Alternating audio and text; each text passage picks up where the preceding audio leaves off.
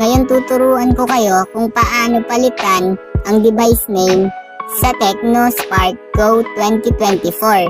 Una, pindutin ang settings.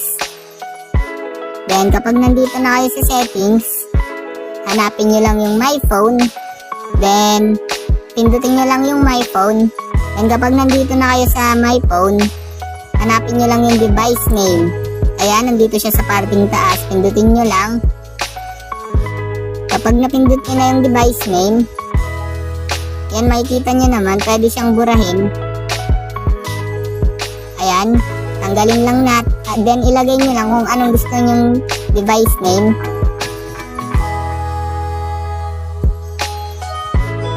Ayan, ilalagay ko dito, basics. Ayan lang, ganun lang para magpalit. Then, okay. Ayan, napalitan na natin. Naging pangalan ng device name natin ay basic.